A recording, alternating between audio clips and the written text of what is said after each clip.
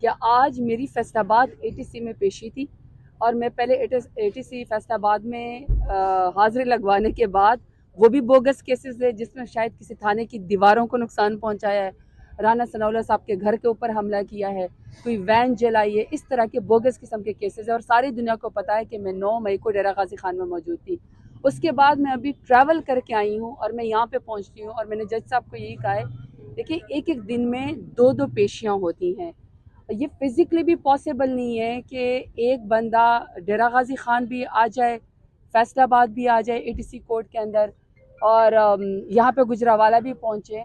میں نے ریکویسٹ بھی یہی کی ہے کہ اب اس لیے ہماری ضمانت ہے، اور ابھی تک ضمانت نہیں ہوئی، ایکسٹینشن ہے ضمانت کی، ضمانت نہیں ہوئی۔ ایک بات یاد رکھیے گا کہ پاکستان تحریک انصاف کی